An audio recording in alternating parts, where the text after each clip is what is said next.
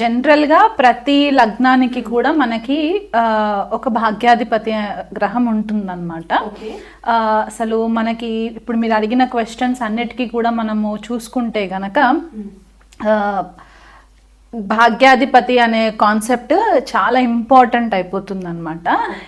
ఎందువల్ల అంటే మనకి మన ఫ్యూచర్ ఎట్లా ఉంటుంది, మనం గత జన్మలో ఏం చేసుకొని వస్తే మనం ఇట్లాంటి లైఫ్ లీడ్ చేయాలి అనే ఒక ప్రాపర్ డైరెక్షన్లోకి తీసుకెళ్ళడానికి ఒక గైడ్ ఉండాలి. కాబట్టి ఆ గైడింగ్ గ్రహము మనకందరికీ కూడా ఒక్కొక్క లగ్నాల వారిగా వాళ్ళకు ఒక భాగ్యాధిపతి గ్రహం ఉంటుందన్నమాట.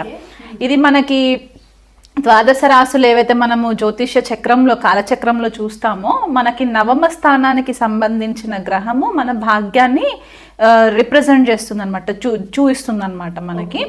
సో ఈ గ్రహము ఎలా పనిచేస్తుందంటే ఈ భావానికి మెయిన్ ఎక్కువ మనకి ఇంపార్టెన్స్ ఉంటుంది. ఈ ధర్మ త్రికోణం అయిపోతుంది అనమాట. అంటే మనకి ఫస్ట్ హౌస్ అంటే లగ్నము, పంచమ స్థానము, భాగ్యస్థానము, నవమ స్థానం ఏదైతే మనకి ఈ ట్రయాంగిల్ ఉంటుందో త్రికోణాస్ అంటారనమాట. ఈ కోణాస్ని లక్ష్మీ స్థానాస్ అని కూడా అంటూ ఉంటారనమాట. ఎప్పుడైతే ఈ లక్ష్మీ స్థానంలో ఈ హైయెస్ట్కి వచ్చేసరికి మనకి నవమ స్థానము హైయెస్ట్ స్పిరిచువల్ యాంగిల్ అవుతుంది. ఈ నవమ స్థానము మనకు యాక్చువల్గా ఏం రిప్రజెంట్ చేస్తుందంటే మనము గత జన్మలో నుంచి క్యారీ ఫార్వర్డ్ అయిన పుణ్యకర్మలు ఏవైతే ఉంటాయో, అంటే పాపకర్మలు కాకుండా మనకి ఏ టైంకి ఎట్లాంటి సిచ్యువేషన్స్ లో ఉన్నా కూడా సడన్ గా మనం ఆ ప్రాబ్లంలో నుంచి బయటికి రావడానికి మనకి కొన్నిసార్లు ఆపర్చునిటీస్ కనిపించవు, అన్ని డోర్స్ అన్ని క్లోజ్ అయిపోయినట్టు అనిపిస్తూ ఉంటుంది. కానీ సడన్ గా ఎవరో ఒక వ్యక్తి వచ్చి మనకి హెల్ప్ చేయడము, లేకపోతే ఏదో ఒక సో ఈ భావానికి సంబంధించిన పుణ్యం మనం ఏదైతే తెచ్చుకుంటామో అదంతా క్యారీ ఫార్వర్డ్ అవుతుంది అనమాట. అది కాకుండా మనం పుట్టినప్పటి నుంచి మన కరెంట్ ఏజ్ వరకు మనం ఎక్కడెక్కడైతే మనం పుణ్యకర్మలు చేస్తూ వచ్చామో చిన్న చిన్నవన్నీ కూడా అవి మనకి అకౌంట్ లో ఫ్లరిష్ అవుతాయి. ఇప్పుడు మనం బ్యాంక్కి వెళ్తాము, డబ్బు డిపాజిట్ చేస్తాము, బ్యాలెన్స్ అంతా మనం సేవ్ చేసి బ్యాంక్ లో పెట్టుకుంటాం. ఈ భాగ్యాధిపతి ఆర్ భాగ్యస్థానానికి సంబంధించిన ఫ్యాక్టర్ కూడా ఇంచుమించు అట్లాగే ఉంటుందన్నమాట. కర్మాస్ మనము ఎంత గుడ్ కర్మాస్ చేస్తే, ఎన్ని మంచి పనులు చేస్తే అది ఒక్కొక్క రోజు ఒక్కొక్క పర్సంటేజ్ లాగా మనకి నవమ స్థానంకి వచ్చేసరికి ఆ బ్యాంక్ బ్యాలెన్స్ అక్యుములేట్ అవుతుంది అనమాట. ఈ భాగ్యస్థానం వచ్చేసి దీని లక్ష్మీ స్థానం అని కూడా చెప్తూ ఉంటాము. ధర్మ త్రికోణం కూడా అవుతుంది. అంటే మనం ఎలాంటి ధర్మాన్ని ఫాలో అవుతున్నాం అంటే మనము ఇక్కడ మతం గురించి మాట్లాడట్లేదు, ధర్మాన్ని. అంటే మనం హిందూ అయి ఉండొచ్చు, క్రిస్టియన్ అయి ఉండొచ్చు, అసలు ఏ రిలీజన్ కూడా ఫాలో అవ్వకుండా కూడా ఉండొచ్చు. కానీ కొంతమంది వాళ్ళు అంటే నాస్తికులు ఉంటారు, వాళ్ళు రిలీజన్ ని ఫాలో అవ్వరు, కానీ వాళ్ళ మనసుకి చాలా మంచి వాళ్ళు అయి ఉంటారు. అంటే వాళ్ళు ఏదైతే ఫిలాసఫీని బిలీవ్ చేస్తారో దాన్ని మట్టుకు వాళ్ళు దాన్ని స్పాయిల్ అవ్వకుండా, పాడు చేయకుండా ఆ బిలీఫ్ ని వాళ్ళు ఫాలో అవుతారు అనమాట. ఆ ఏదైతే బిలీఫ్ ఉంటుందో అదంతా కూడా ఇక్కడ ఈ ధర్మ త్రికోణానికి సంబంధించే ఉంటుంది. అది కాకుండా మనకి టెంపుల్స్, చర్చెస్ అవ్వచ్చు, మాస్క్స్ అవ్వచ్చు, అంటే ఇతర మతాల గురించి కూడా చెప్తున్నాను నేను ఇక్కడ. అండ్ మన టెంపుల్స్ ఇవన్నీ కూడా మనకి నవమ స్థానానికి సంబంధించిందే అవుతుంది. అది కాకుండా మనకి ఫాదర్ ఫిగర్, అంటే మన తండ్రితోటి మనకి ఎలాంటి రిలేషన్ ఉంది, తండ్రి మనకి ఏం నేర్పించారు, పుట్టినప్పటి నుంచి మనకి తప్పటడుగులు వేస్తున్నప్పుడు మనల్ని ఒక ప్రాపర్ డైరెక్షన్ లో పెడుతూ ఉంటారు కదా ఫాదర్. సో తండ్రి యొక్క ఇంపార్టెన్స్ ఏంటి, గురువుల యొక్క ఇంపార్టెన్స్ ఏంటి, మనం స్కూల్ స్టార్టింగ్ కిండర్ గార్టెన్ నుంచి స్టార్ట్ అయ్యి మనము పిహెచ్డి లెవెల్ వరకు వెళ్ళేటప్పుడు మనకు చాలా మంది మెంటర్స్ తారసపడుతూ ఉంటారు, టీచర్స్ గైడ్ చేస్తూ ఉంటారు కదా. వీళ్ళు ఎలాంటి వాళ్ళు మన లైఫ్లోకి వస్తారు, వాళ్ళు మనల్ని ఎంతవరకు గైడ్ చేస్తారు, వాళ్ళ వల్ల మనం ఎంత పొజిషన్లోకి వస్తాము అనేది మనకి నవమ స్థానము భాగ్యస్థానము రిప్రజెంట్ చేస్తుంది. అంటే కొంతమందికి ఏమవుతుందంటే గురువులు కరెక్ట్గా దొరకరు. సో అంటే గత జన్మలో వీళ్ళు ప్రాపర్గా గురువుకి రెస్పెక్ట్ ఇవ్వకపోతే ఇక్కడ కొద్దిగా ప్రాబ్లం అవుతుంది, డిస్టర్బెన్స్ అవుతుంది. సో ఆ రకంగా చూసుకోవాలి. అంటే భాగ్యస్థానము భాగ్యాధిపతి ఈ భావంకి ఏంటంటే డిఎన్ఏ అంటారనమాట. మనం ఒక ప్రాణిక్ లైఫ్ ఫోర్స్ లో మనం ఏదైతే ఉంటామో ఆ డిఎన్ఏ మొత్తం కూడా మనకి ఇక్కడ నుంచి కనెక్ట్ అవుతుంది. మనం ఎలాంటి ఇంట్లో పుట్టాలి. అంటే కొంతమంది ఫర్ ఎగ్జాంపుల్ అంబానీ గారు ఉన్నారు, ఆయన పుట్టినప్పటి నుంచి గోల్డ్ స్పూన్ లో పుట్టినట్టు, ఎందుకంటే వాళ్ళ ఫాదర్ ధీరుభాయ్ అంబానీ గారు వెల్ ఎస్టాబ్లిష్డ్ ఫాదర్ కాబట్టి. సో అలాంటి వాళ్ళు మనం ఎందుకు అట్లా అవ్వట్లేదంటే వాళ్ళ పూర్వీకులు ఎంతో పుణ్యం చేసుకొని వచ్చున్నారు కాబట్టి వాళ్ళు ఇప్పుడు ఎంజాయ్ చేస్తున్నారు అండ్ వాళ్ళు కూడా అదే కంటిన్యూషన్ చేస్తున్నారు. సో ఇక్కడ మనకి మన పూర్వీకులు ఏం చేశారు, మనం ఏం చేస్తున్నాము, దాన్ని క్యారీ ఫార్వర్డ్ అయ్యే కర్మ అంతా కూడా మనకి భాగ్యం చూపిస్తుంది అనమాట. పూర్వీకులు ఏం చేశారు, మనం ఏం చేసాం, మన పిల్లలకి ఎగ్జాక్ట్లీ అంతే అంతే. అంటే ఇప్పుడు భాగ్యస్థానంకి వచ్చేసరికి ఏంటంటే పంచమం నుంచి పంచమం లెక్కెట్టుకుంటే 5th to 9th వచ్చేసరికి భవద్భవం కాన్సెప్ట్ అని ఉంటుంది. మనకి 5th హౌస్ అంటే పంచమ స్థానం మనం పుట్టే పిల్లల గురించి చెప్పి మన పూర్వపుణ్యం ఏదైతే మనం చెప్తూ ఉంటామో, మనకి పుట్టే గ్రాండ్ చిల్డ్రన్ అంటే మనవాళ్ళు వీళ్ళంతా కూడా మనకి నవమ స్థానం నుంచి చూపిస్తుంది అనమాట. సో ఎప్పుడైనా సరే మన పూర్వీకులు ఏదైతే తప్పు చేసి ఉంటే కనుక ఇక్కడ మనకి దాని రిఫ్లెక్షన్ మనం కనిపిస్తుంది. మనం కొన్నిసార్లు అనుకుంటాం నేను ఏ తప్పు చేయలేదు కానీ నేను ఎందుకు సఫర్ అవుతున్నాను అని చెప్పేసి, ఇక్కడ మనకి ఆ క్లూ దొరుకుతుంది అనమాట. వాళ్ళు ఏం చేస్తే మనం ఇక్కడ సఫర్ అవుతున్నాము అనేది మనకి ఇది కనిపిస్తూ ఉంటుంది.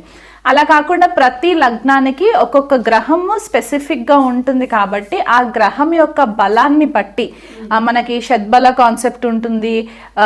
కంబస్ట్ అయిందంటే అస్తంగత్వం పొందిందా గ్రహము, లేకపోతే వక్రిగతిలో ఉన్నదా, లేకపోతే పాపగ్రహాల వీక్షణలో ఉందా, ఇవన్నీ కూడా మనకి ఈ భాగ్యస్థానము భాగ్యాధిపతి నుంచే మనకి ఇన్ఫర్మేషన్ వస్తుంది అనమాట.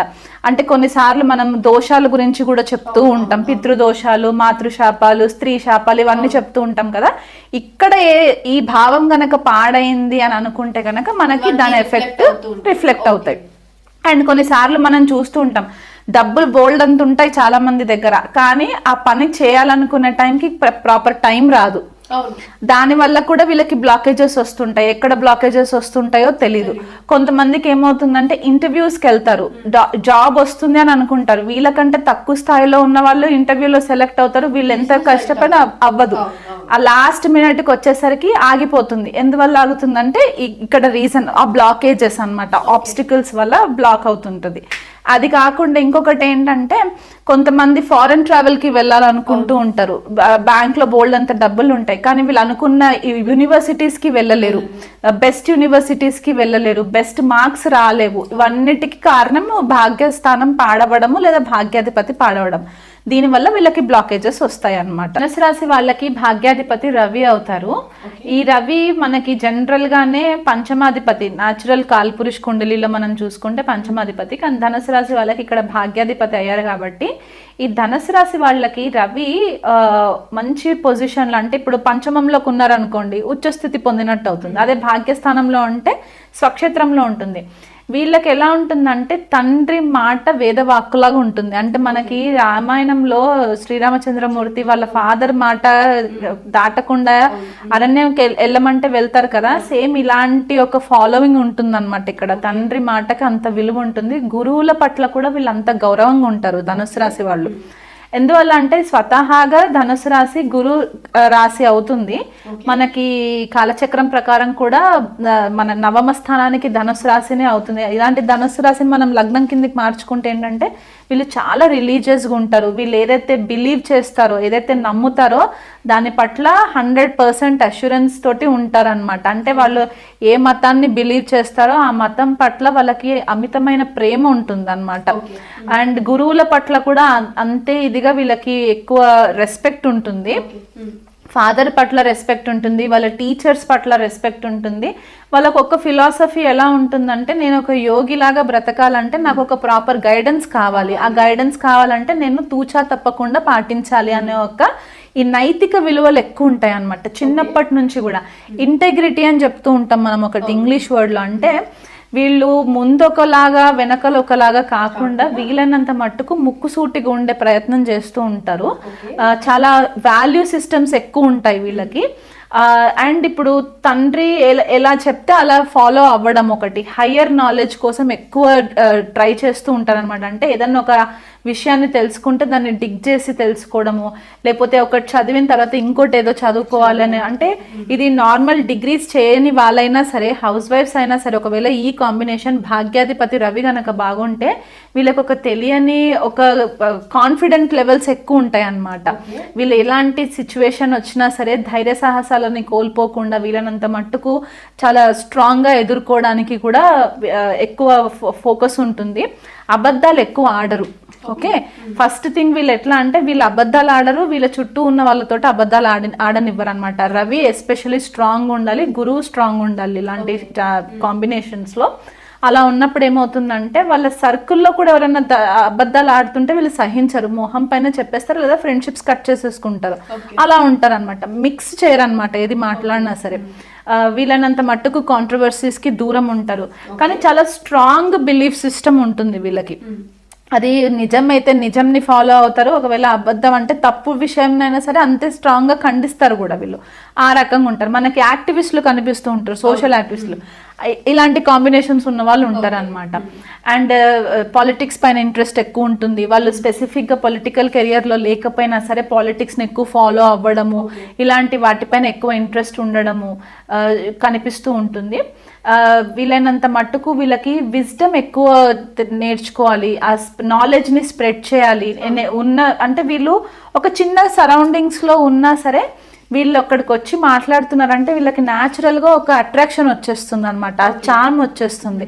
ఇప్పుడు మనకు ఉదయం లేవగానే రవి ఎట్లాగైతే మనకి సూర్యోదయం అయిన వెంటనే లైట్ ఎట్లా స్ప్రెడ్ అవుతుందో వీళ్ళకి అట్లాంటి పాసిబిలిటీస్ ఉంటాయి. వీళ్ళకి పిల్లలు పుట్టిన తర్వాత ఫస్ట్ సంతానం పుట్టిన తర్వాత వీళ్ళ భాగ్య వృద్ధి జరగడము, వీళ్ళైనంత మట్టుకు వీళ్ళకి ఫస్ట్ బార్న్ ఎవరైతే పుడతారో వీళ్ళు గత జన్మలో వీళ్ళతోటి కనెక్షన్ ఉన్న వాళ్ళే మళ్ళీ ఈ జన్మలో కూడా పుట్టే ఛాన్సెస్ ఉంటాయి. ఒకవేళ ఈ రవి పంచమాధిపతి అయిన కుజుడితో కలిసి ఉంటే కనుక ఇంకా చాలా మంచి కాంబినేషన్ అనమాట. ఒక బ్యూటిఫుల్ రాజయోగం కిందికి కన్సిడర్ చేయొచ్చు. అతీతమైన ధైర్య సాహసాలు అనమాట, ఇంకా ఎవరిని లెక్క చేయనంత దీంట్లోకి వెళ్ళిపోవడము. ఇప్పుడు ఒకవేళ రవి అండ్ కుజుడు కలిసి ఉన్న, రవి గురువులు కలిసి ఉన్న, ఇదన్నీ కూడా ధర్మ త్రికోణంలోకి వస్తాయి కాబట్టి వీళ్ళకి కెరియర్ పరంగా కూడా ఉన్నత శిఖరాలు అందుకోవడము, వీళ్ళనంత మట్టుకు వాళ్ళ స్వంత హార్డ్ వర్క్ పైన ఎక్కువ ఉండడము, అంటే లక్ ఫ్యాక్టర్ కంటే కూడా హార్డ్ వర్క్ పైన ఎక్కువ బిలీవ్ చేయడము, అంత ఈజీగా ఓటమిని యాక్సెప్ట్ చేయకపోవడము. ఎందుకంటే రాజు ఎప్పుడు ఓటమిని యాక్సెప్ట్ చేయరు కదా. సో అలాగే ఇక్కడ రవి భాగ్యాధిపతి అవుతారు కాబట్టి ఓటమిని అంత ఈజీగా యాక్సెప్ట్ చేయరు. అంటే అన్ని విధాలుగా నేను ట్రై చేసేసాను, నాకు ఇంకే రిగ్రెట్స్ లేవు అనుకునే ఒక మైండ్ సెట్ ఉంటుందన్నమాట రవి బాగుంటే. అదే ఒకవేళ రవి గనక పాపగ్రహాలతో గనక కలిసి ఉంటే, అంటే రాహుతో, కేతుతో, శనితో కలిసి ఉంటే మనకి ఫస్ట్ నంబర్ 1 తమ్ము రూల్ ఏమొస్తుందంటే పితృదోషాల కిందికి కన్సిడర్ అవుతుంది అనమాట. ఇది అంటే వీళ్ళ గత జన్మలో వీళ్ళు కానీ వీళ్ళ పూర్వీకులు కానీ ఆ పర్టిక్యులర్ లీడర్షిప్ రోల్స్లో ఉండుంటే కనుక ఎదుటి వాళ్ళకి ఏదైనా హాని చేసి ఉండడము ఇలాంటివి జరిగి ఉండే ఛాన్సెస్ ఉంటాయి. కాబట్టి అక్కడ కొద్దిగా భాగ్యం వృద్ధి చెందకుండా ఆబ్స్టికల్ క్రియేట్ చేస్తూ ఉంటుందన్నమాట. సో దానికి వాళ్ళ వివిధ జన్మ జాతకాలని బట్టి మనకి రెమెడీస్ ఉంటాయి కాబట్టి ఆ రెమెడీస్ చేసుకుంటే సరిపోతుంది. మరొకసారి రెమెడీస్ కూడా వివరించండి. ఒకవేళ జన్మ జాతకంలో రవి గనక పాడైపోయి భాగ్యాధిపతి గనక పాడైపోయినట్లయితే గనక మనకి నిత్యం ప్రతిరోజు కనిపించే ప్రత్యక్ష దైవం రవి సూర్యుడు కాబట్టి సూర్యోదయంకి మొదలే నిద్ర లేచి వీళ్ళనంత మట్టుకు మీరు డిసిప్లిన్ ఫాలో అవ్వాలి. మెయిన్ థింగ్ ఇక్కడ ఏంటంటే స్వతహాగా ధనుసు రాశి వాళ్ళు బిఫోర్ సన్ రైజ్ నిద్రలేస్తారు చాలా మట్టుకు. 4 o'clock బ్రహ్మ ముహూర్తంలో నిద్ర లేవడానికి ట్రై చేస్తారు 4-5కి. ఒకవేళ అలాంటి వర్క్ కల్చర్లో ఉండి మీకు పాసిబుల్ అవ్వట్లేదంటే వీలైనంత మట్టుకు సూర్యోదయం అయ్యేదానికంటే ముందు మీరు నిద్ర లేచి మీ లైఫ్ని ఒక ప్రాపర్ బ్యాలెన్స్లో పెట్టుకొని, అంటే ఆ టైమింగ్ ప్రాపర్గా మీరు మెయింటైన్ చేసుకోగలిగితే, టైం మేనేజ్మెంట్ చేసుకోగలిగితే ఫస్ట్ మీరు రవి బెటర్ అవుతారు. రవికి అర్ఘం ఇవ్వడము, వీలైనంత మట్టుకు మనకి రాగి చెంబులో వాటర్ కన్జ్యూమ్ చేయడము, పెద్దవాళ్ళ పట్ల మీరు కొద్దిగా గౌరవాలు చూపెట్టడము, మీ ఫాదర్ మాటకి విలువనివ్వడము. ఫాదర్ లేకపోయిన వాళ్ళు ఉంటే గనక ఫాదర్ వయసులో ఉన్న వాళ్ళు ఎవరైనా మీకు గైడెన్స్ కోసం వచ్చిన వాళ్ళ పైన చికాకు పడకుండా వాళ్ళకి గైడెన్స్ ఇవ్వడము, లేదా వాళ్ళ గైడెన్స్ మీరు తీసుకోవడము, గురువుల పట్ల కొద్దిగా రెస్పెక్ట్ చూపెట్టడము, ఇతర రిలీజియస్ ఎవరైతే అంటే ఇతర మతాల గురించి చెడు ప్రచారాలు చేయకుండా వీలైనంత మట్టుకు మీ పని మీరు చూసుకున్నట్లయి దగ్గరలో ఉన్న సూర్యుడి టెంపుల్ ఏదైనా ఉంటే గనక ఆదివారం రోజు వీలైనంత మట్టుకు మీరు నాన్ వెజ్ అవాయిడ్ చేసేయండి. అండ్ సూర్యుడికి ఆదివారం రోజు అభిషేకాలు చేయించుకోవడము, లేకపోతే అర్చనలు చేయించుకోవడము, ఇలా చేయించుకొని ఆదిత్య హృదయం పఠనం చేసుకోవడము, రెగ్యులర్గా ఆదిత్య హృదయం పఠనం చేసుకోవడం వల్ల కూడా మీకు మంచి రిజల్ట్స్ వస్తాయి.